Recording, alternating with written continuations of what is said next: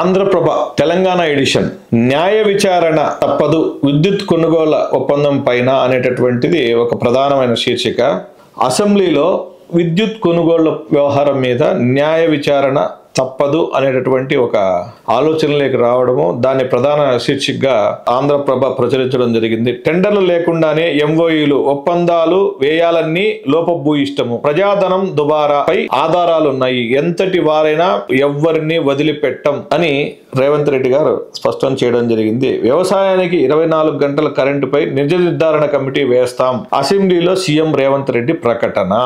చీకట్లు తరిమేసి వెలుగులు నింపామని ప్రభుత్వం ఆరోపణలని తిప్పికొట్టినటువంటి బీఆర్ఎస్ సభ్యులు. విద్యుత్ అప్పులు 81,516 కోట్లు, 24 గంటల కరెంటు ఒట్టి మాటే, భద్రాద్రి యాదాద్రి పవర్ పాయింట్లు 10 ఏళ్ల బీఆర్ఎస్ పాలన చేసింది ఏమీ లేదు, అప్పుల భారం చూస్తే భయమేస్తోంది, ప్రజలకు తెలియాలనే శ్వేతపత్రం విడుదల చేశాం, అప్పుల పట్టి చూస్తుంటే భయం వేస్తుంది, ప్రజలకు నిజాలు తెలియాలనే ఈ 81,000 కోట్ల విద్యుత్ అప్పులనేటటువంటి విషయాన్ని బయట పెట్టామని మల్లు భట్టి విక్రమార్క గారు అసెంబ్లీలో తెలియజేయడం జరిగింది.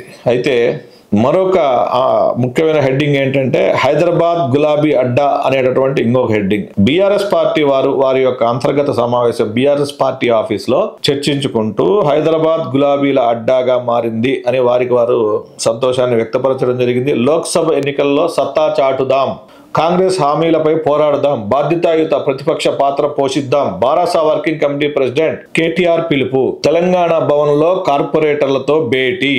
బీజేపీ ఎమ్మెల్యే శంకర్ గారు 200 యూనిట్ల కరెంటు ఉచితంగా ఎప్పుడు ఇస్తారో తేల్చాలి అనేటటువంటి ప్రశ్న అసెంబ్లీలో నిన్న లేవనెత్తడం జరిగింది. నిధులు ఎలా సమకూర్చుకుంటారు, గోబెన్స్ ప్రచారంలో బీఆర్ఎస్ దిట్టా అని అడగడం జరిగింది. శ్వేతపత్రంలో నిజమెంత, రోజులోనే 4,339 కోట్లు తేడా ఎలా వచ్చింది, ఎంఐఎం శాసనపక్ష నేత అసదుద్దీన్ ఓవైసీ కాంగ్రెస్ పార్టీ పైన ధ్వజమెత్తి ప్రశ్నించడం జరిగినది. శ్వేతపత్రంలో నిజమెంత, ఒక్క రోజులోనే 4,339 కోట్ల తేడా ఎలా వచ్చింది అనేటటువంటి ప్రశ్నను అక్బరుద్దీన్ ఓవైసీ గారు ప్రశ్నించడం జరిగింది అసెంబ్లీలో. మరో ముఖ్యమైన అంశం ఏంటంటే తెలంగాణ ఎడిషన్ లో నీటి ప్రాజెక్టుల లెక్క తీయండి.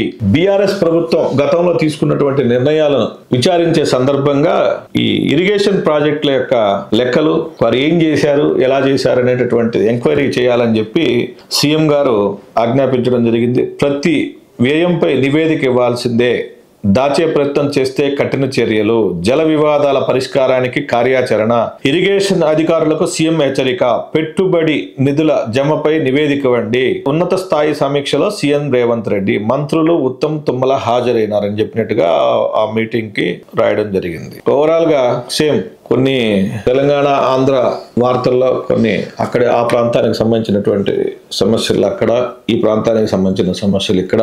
ఆంధ్రప్రభ అయితే స్పష్టంగా వేరువేరుగా ప్రచురించడం జరిగింది. Thank you. మరిన్ని ఇంట్రెస్టింగ్ టాపిక్స్ కోసం స్టే ట్యూన్డ్. దక్షిణ్ టీవీ లైక్ చేయండి, షేర్ చేయండి, సబ్స్క్రైబ్ చేయండి.